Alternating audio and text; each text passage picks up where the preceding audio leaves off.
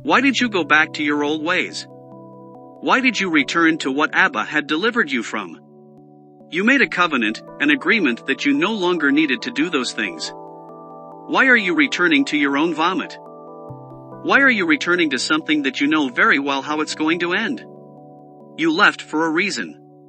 You asked for deliverance because of the pain it was causing you. So, why are you coming back to it? You can't say it's the devil's fault.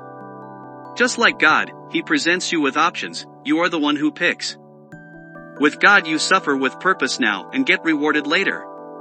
While with Satan you get pleasure now and terribly suffer later. So, why are you picking the one that does not have your best interest? You're reckless for thinking that just this once won't affect your relationship with Father. We all fall short, he knows it. But now there's a debt that must be paid for going against him. He doesn't do it because he enjoys it, but because he loves you. And you won't learn your lesson, you won't realize what you have done unless there are consequences. Change your ways.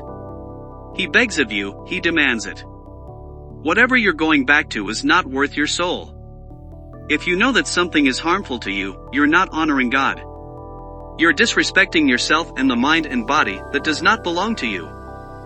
You're a spirit who has been given flesh, and this is how you treat it. Life's mostly about self-control, or else you're no different from an animal. And an animal is not who God made you to be. You do deserve better, and you are capable of it. Having fun while being destructive and self-destructive is simply foolish. Is a spit in God's face, telling him that he does not know better. That he cannot take care of you with what you have been given. Is taking matters into your own hands, towards this thing that you call happiness. Stepping further and further away from the Most High, which is exactly what the enemy wants.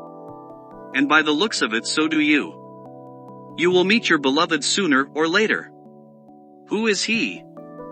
It's not like you can just do this bad thing and not trickle down to everything else, no matter how much you try. Like a gateway drug, like a bad seed that has been planted and soon will blossom into something that you never intended to.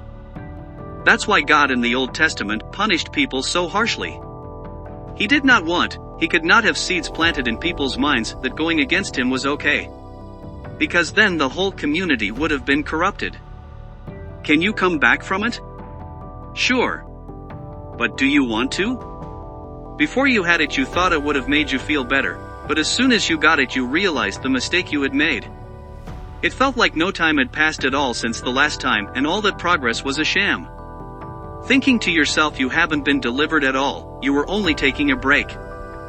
That's what Lucifer wants you to think. He presented you with a choice against God, and as soon as you bit the apple you regretted it. Just as he intended.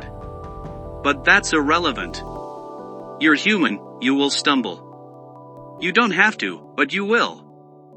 Father knows that everything we think or imagine is bent toward evil from childhood, Genesis 8 verse 21, so you'll probably indulge in your sinful impulses.